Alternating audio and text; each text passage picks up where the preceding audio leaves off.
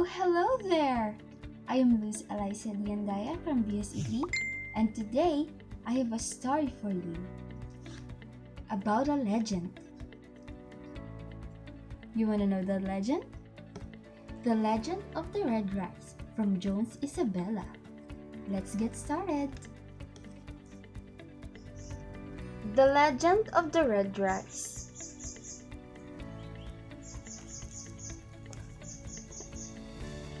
The town folks long time ago feasted on abundant food like rice, corn, fish, meat, fruits, vegetables, and others. One day, in the place called Kabanwangan, the creatures from the underworld were disturbed. Their dwelling, the old banana tree, was cut as there was a need to establish a tabacalera, a big tobacco storage barn. Granary is used for grains to accommodate the bountiful harvest. Before these creatures migrated, they punished the town folks by inflicting dreaded disease. Many suffered from chickenpox, leprosy, marasmus. Others suffered from tuberculosis and other forms of fatal diseases. There was no rain, and the plants wilted, including trees. The animals became emaciated. Drinking wells dried up, and the rivers were sporadically flowing. The people had nothing to eat. Many of the town folks died. The children, the youth, women, and men. The Panglakayan led by Tata Pragat decided to offer animals, fruits, and vegetables to appease the disturbed creatures near the stump of the banawang tree.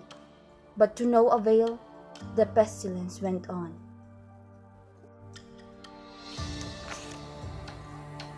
In an effort to communicate with the underworld creatures who occupied the cave in Akimalugong, the Panglakayan tapped an intermediary spirit. Through a sanib, the creatures insinuated that the only offer that could appease them was the blood of a virgin. The townfolk searched for a maiden who was willing to sacrifice her life, but ladies went on hiding, or they were hidden by their parents in distant places. The people suffered more and more, for the pestilence went on, and the dry spell was unceasing. The only source of drinking water by the people was the Burayok in Nagsapalan. The place is difficult to reach. People needed to traverse the thick forest from Kabanwangan, passing through Mangartungot or San Vicente now, Linumot, punctuating in Janao or Dikamaynaw, where the Burayok was found. In this place was where the lady named Pinilisa dwelt. She was an only child, nurtured with fine manners, endowed with beauty, kindness, and obedience to her parents. Many suitors tried their luck at her, but she was adamant to her parents first before her personal happiness. One day, as Tata Pragat went to fetch water, he chanced upon the lovely Pinilisa. He wasted no time to explain that she may be the key to unlock the people from the bondage of curse and fury. Without hesitation, Pinilisa followed Tata Pragat amidst her parents' protests.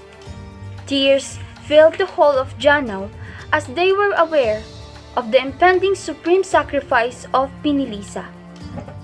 For the young lady, hers was a special way to serve not only her parents, but the town folks in general.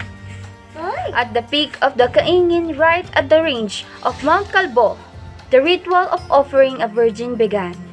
As insinuated by the underworld creatures, a golden knife can be found sheathed in a white stone. After Pinilisa pulled off the knife, with her face turned to the sky, she targeted her heart as a proof of willingness to offer her life for the people. Fresh blood welled from the deep wound, flowing and drenching the dry patch where she stood. As the virgin collapsed, tears fell from the sky. Her blood dashed with the rain waters. Mixed emotions dwelt in the hearts of the people, both happiness and sadness.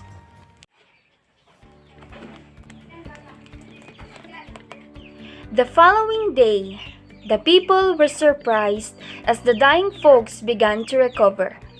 The grasses and plants turned green, and the animals showed signs of vitality. The biggest surprise were the plants that grew where the blood of Pinilisa flowed and seeped. The life of the people became normal again once and for all.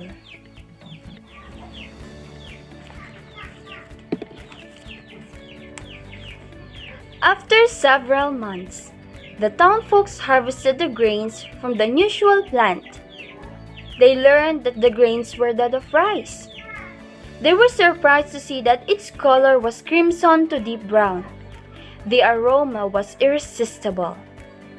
The people feasted on the rice along with abundant meat, fish, fruits, and vegetables once again in that celebration which they called the Pinilisa Festival. From then on, they reproduced the rice widely and called it Pinilisa.